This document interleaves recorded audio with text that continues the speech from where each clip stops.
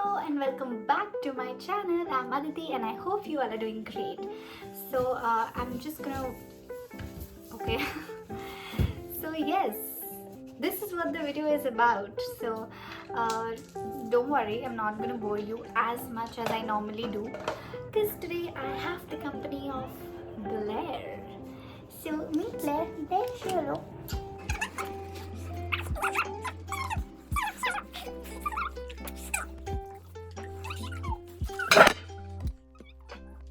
Almost like a week ago, Blair was very sick.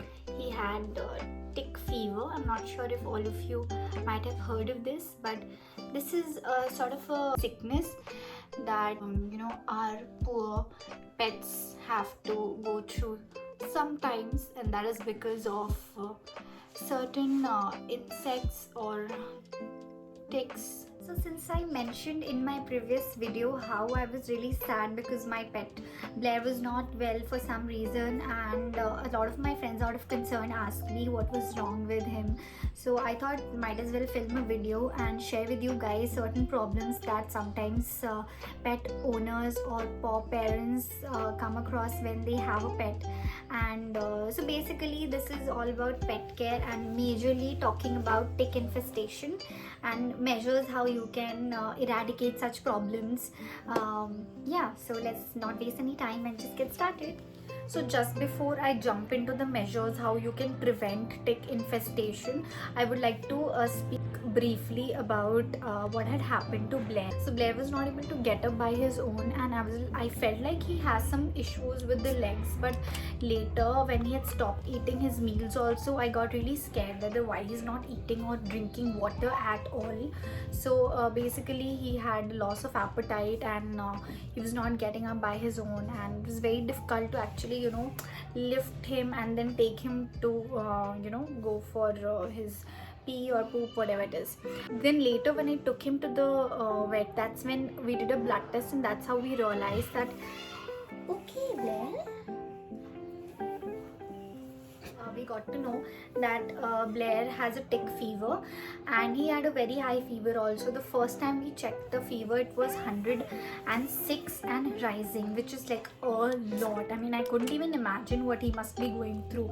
And that's when I realized that because of weakness and because of such high fever, he did not actually feel like or even could get up to go out and relieve himself. So anyways, this happened, and basically Blair was in a very poor shape. He was not at all, I mean, he was literally suffering, and I could actually see it, and the pain that he was going through, it was so difficult for me to actually go for flights, leaving him alone with, of course, my parents who were there, but then I am the one who knows him best. So I know like what he's feeling when and what he needs when. So it was very difficult for me to actually leave him and then go, and and it's kind of stressful also when I go for work to always think about him, whether he must have eaten or no. And I'm sure you guys know the feeling if you have a pet. So basically Blair and I learned it the hard way how to protect ourselves from ticks. Ourselves, when I say ourselves, I mean Blair, from ticks. But I would not want something like that to happen to you or your pet, because I know the feeling. And even though you might find a tick or two here and there, and you might just remove it, and then you're like, okay, fine. But mind you that one tick which would be infected can be very fatal for your baby. So let's begin with the measures that you can take to actually protect your baby from tick infestation.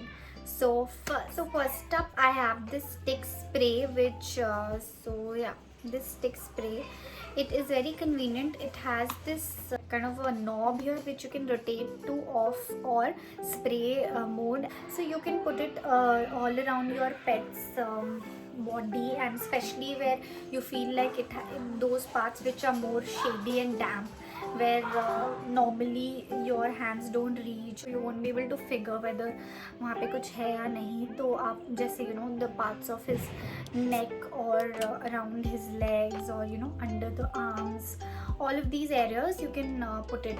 For the up is a tick powder. So this is a Himalaya tick powder, and this is very convenient to use. Just remove it, and basically it has the certain spots made where you can make the hole with the pin, and yeah, so you just need to put it all over the pet's body and they are good to go. Shampoos. So I have certain shampoos.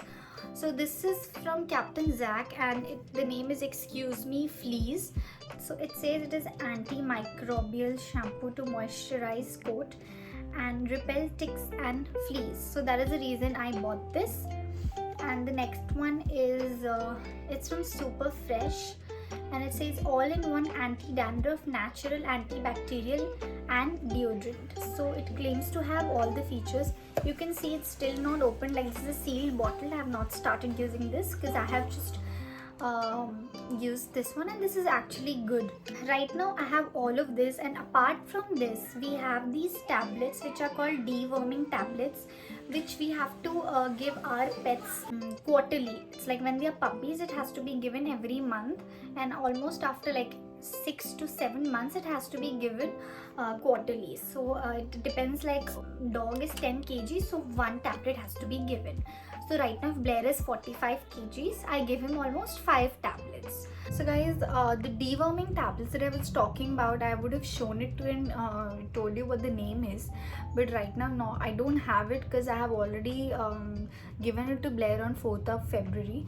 So therefore I don't have it right now. However, you can just go to any pet store or probably pharmacy, and you can just ask, do you have a deworming tablet for pets? So they'll give it to you.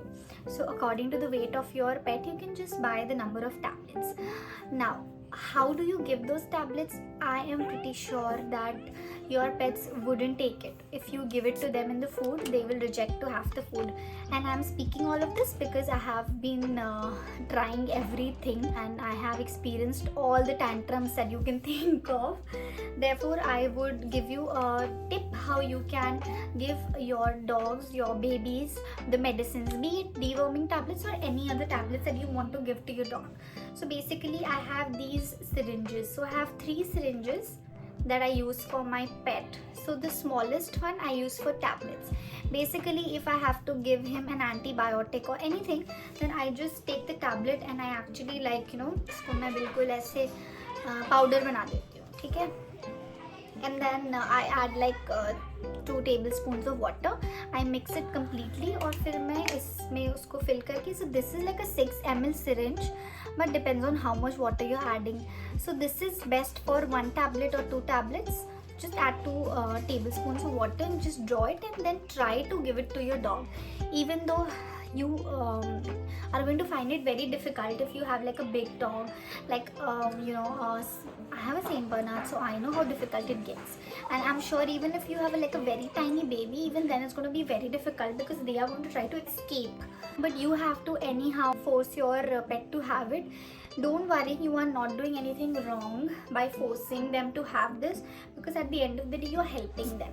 So just give it to them, the tablets in this. So that's all. This is how you can give tablets to your dog with the syringe. So I hope this video has been helpful to you. Just be very careful and protect your pets from these certain diseases or problems they feel. And if ever there's anything that you would like to ask or discuss about, then you can just drop a comment in this video, and I would love to answer all your questions. And do let me know if you want to watch more videos about pet care, so I would love to film them. Right now I'm pretty sure that you would want to look at Blair, so I'm going to try to call him into the frame.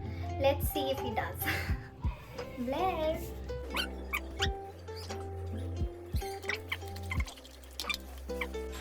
Acho. Come. Look. Look. ये लो तुम्हारे लिए.